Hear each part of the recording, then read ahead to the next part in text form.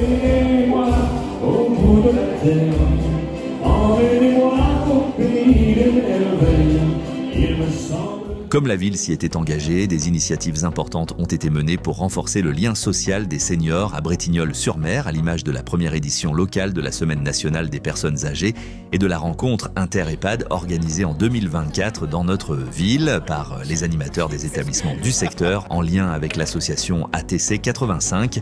Il est évident qu'en tant que club de tennis de Bretignolles et en tant que président, j'étais content tout de suite, et j'ai dit oui tout de suite, d'accueillir ces Olympiades, parce que ce lieu est un lieu de vie totalement intergénérationnel. Et ça, c'est génial.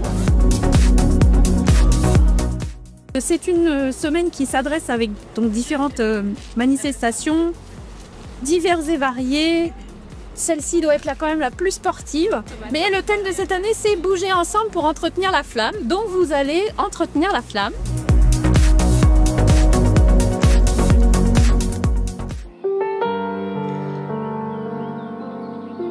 J'ai de nouveaux ballons maintenant.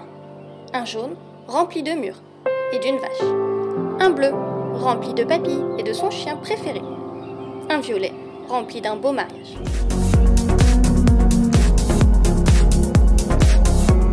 Améliorer l'accès aux soins étant une notion liée au bien vieillir, mais également indispensable au bien vivre des habitants. Cette problématique majeure a été l'objet d'un travail important mené en lien étroit avec les professionnels de santé de la maison de santé pluriprofessionnelle. Voilà le bureau infirmier. Et donc là, d'ici 1 à 2 semaines, elles auront une nouvelle table d'examen financée par l'assurance maladie. Donc ici, c'est une salle d'examen de posturologie, podologie. Donc pareil, ici, le matériel a été financé avec l'appui de la structure. Moi, je fais attention à qui intègre la structure. Ça, c'est mon rôle premier, en fait, de m'assurer que les candidats potentiels à l'intégration dans la structure soient de bons éléments.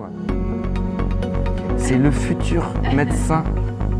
J'ai un rôle de médiateur quand il y a des difficultés entre les professionnels aussi.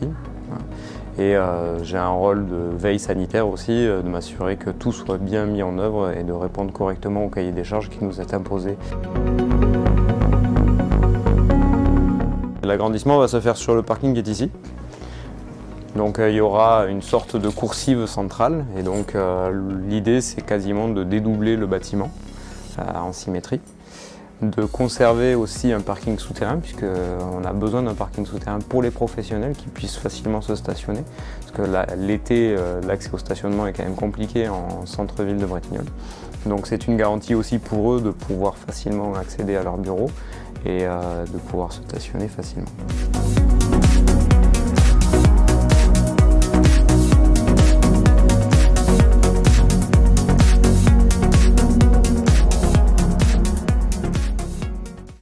Autre cap que l'on s'est fixé, vous l'avez vu, c'est celui d'optimiser notre accès aux soins. Là aussi, partout en France, la désertification médicale est un fléau, d'autant plus grave qu'il touche à la santé des citoyens. Nous avons donc décidé de continuer d'agir. La procédure de concours pour ce projet d'extension de maison de santé est lancée. Le jury sera composé d'élus municipaux et d'architectes.